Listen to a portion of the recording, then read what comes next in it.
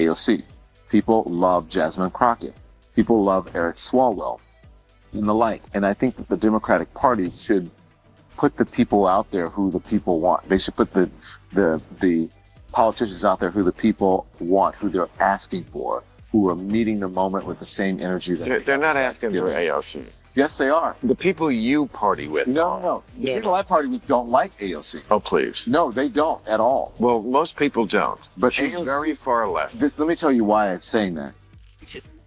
Is this. When I first became a public defender, I had no criminal defense experience. And I walked in and I told my boss, Charlie, I said, listen, you should hire me. He said, why? I said, because I'm black. Charlie looked at me like I was crazy. Let's dive right into the craziness that happened on live TV. A heated argument so strong it left people shocked and stuck to their screens as the pressure kept growing. This wasn't some tiny disagreement. It was a huge confrontation that blew up across social media and had everybody discussing nonstop. Bill Maher went directly at political powerhouses Jasmine Crockett and Alexandria Ocasio-Cortez, slicing through their polished public appearance and alerting that the Democratic Party is falling into attention-grabbing moments instead of concentrating on actual long-term policy work. He said that the party is moving toward flashy news stories rather than real leadership, and he made certain his message hit strongly as he questioned their approach head-on with confident energy and zero holding back on live national television. Trans people filming us in the bathroom. How many of these trannies are taking selfies? These men are taking selfies in women's spaces, in the bathroom. It's gross. It's disgusting. So if we're going to talk about civil rights, let's talk about the rights of women in this country and how you are stripping them away every single day. And you're doing it in your legislation, you're doing it in your messaging, you're doing it on X. You're making women feel unsafe in this country. And you're making the opportunity for women and girls to be raped, to be sexually abused in this country even greater than they've ever. Now here comes a surprise that immediately caught everyone's focus because Maher didn't arrive unprepared. He showed up carrying what he insisted were strong facts to back up every point he was about to release. He blamed these powerful political voices of picking constant attention over actual legislative achievement, making the debate more serious in a single second that sent a wave through the room. He mentioned what he observed as a change from meaningful policymaking to acting for the cameras, demanding it was an issue that needed quick attention before the purpose behind the work vanished completely. And as Crockett and AOC responded with sharp answers of their own, the pressure crackled through the screen like electricity, with every sentence carrying enough power to create an even bigger fight as the argument heated up even more. How we got there, because I tried to make it clear how many civil rights, it doesn't just boil down to one conversation, but I can see that somebody's campaign coffers really are struggling right now. So she gonna keep saying trans so that people will feel threatened. And child, listen, I want y'all. I am no child. Whether or not call me a child, I am no child. I want to find out I am a grown which woman. of those emails actually have Chairman. I am reclaiming my time. You will not do that. I am not a Chairman. child.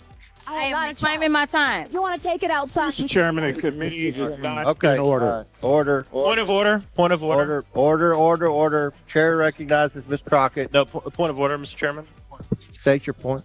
Is it allowed in the rules for a member to incite violence against another member? I mean, she wants to take it outside with...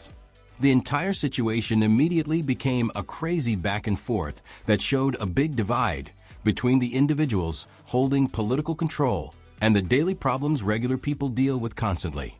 The strength of the conversation made it clear this wasn't just some small disagreement.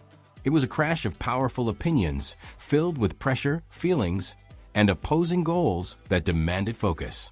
And before going deeper into the developing chaos, there was a quick ask for anyone who likes honest, unfiltered material to press that subscribe button. A simple note to stay connected so none of these explosive situations are missed.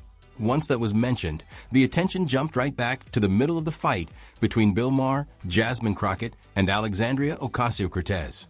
Because this wasn't a random explosion. It seemed like a long-building battle of personalities, finally overflowing on live television with complete strength. AOC. People love Jasmine Crockett.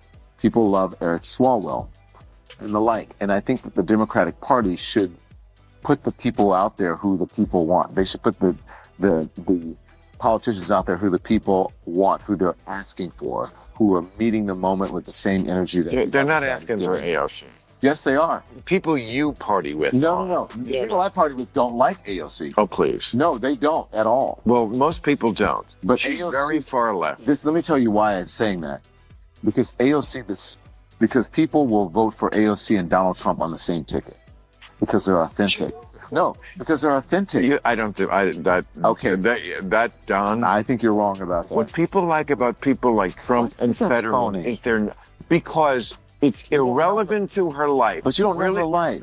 I know that being a gorgeous woman who I wouldn't even know was Hispanic in a city that has 1 million Hispanics and does not treat them bad. Maher, known for his sharp comments and direct speaking, chose it was time to challenge the Democratic Party straight on, entering the conversation like someone finally putting their foot down after seeing things go off track for too long. His point was obvious.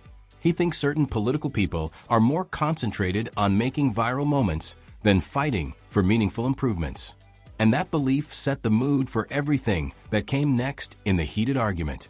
On one side was Maher asking for real substance over flashy showing, and on the other side were Crockett and AOC, who he considered as more interested in spotlight-focused plans than deep policy-centered work that creates lasting results. And Maher didn't soften his language for even a moment, going all in as he attacked what he viewed as a rising culture of appreciating drama over actual action, making both Crockett and AOC ready to protect themselves as the fight kept growing with powerful momentum. I thought was apropos of what's going on the left. And by the way, if you watch the speech, I saw mostly the clips of it, and mostly it was people in the audience, the guy with the cane, people with, like, paddles. Oh, there's the cane dude. And then there's, okay, we're here's our pussy hat uniform. And these looks like you're the auction signs. I mean, it was, John Fetterman called it sad cavalcade of self-owns and unhinged petulance. I love him. The Democrats seem so lost. And here's Jasmine Crockett, who is, I thought, a big leader in the Democratic Party. Her quote is, "This is a terrible nightmare. Somebody slap me and wake me the fuck up because I'm ready to get on with it." So AOC moved forward first, bringing expectations that were super high because her fame has always been connected to bold activism and questioning the traditional way politics normally operates. Individuals were waiting to observe how she would reply, and the moment seemed heavy with weight as she got ready to protect her strategy in front of millions viewing carefully. But Maher's criticism forced her into a position where she had to explain her approach with even more power, guiding her to give a passionate and confident protection of her ways, highlighting how her style links deeply with younger voters who desire a more current and energetic type of involvement. Her voice showed determination and urgency as she made it obvious that she believed completely in her strategy and wouldn't let anyone reject it without discussing the actual effect it has on the individuals she works hard to connect with. Right now is that if we continue down this road, then we will not have a rule of law, because we have people that are currently serving and they're saying things like, ignore the judge's order. What it means to have law and order in this country is that you follow the order and you go through the appeals process, even if you dislike what the judge did. Thank you. And I'm going to note that when Miss Ocasio-Cortez, or AOC as we know her, filed articles of impeachment on Justice Thomas and Alito, Crockett was one of the co-sponsors along with Mr. Cohen, both members of this committee. It does seem interesting that when the shoe is on the other foot, everyone is self-righteous. She made it obvious that her strategy isn't about hollow performances. It's a current way of connecting with a wider and more varied audience that responds to clearness, energy, and the platforms individuals actually use every single day. But Maher wasn't ready to relax even for a second, pushing his point further as he wondered whether this quick, soundbite-focused style might be holding back real achievement by replacing deeper policy discussions with fast moments designed to go viral. That was the precise point where the pressure jumped even higher, because as Maher's sharp questions rang across the studio, AOC remained her position strongly, pointing out her long history of activism and challenging his view as old-fashioned and disconnected. Then suddenly, boom, Jasmine Crockett exploded into the discussion with complete force, refusing to remain quiet and adding her own heated voice to the argument as everything became even more powerful. Is part of the new trend where informality is okay, where formality used to reign. Okay, fine. That's been going on since the 60s. So, her routine is that she wants to bring a little bit of what I might quaintly call the ghetto cat fight into spaces. I get it, bring a blaxploitation movie or something into Congress.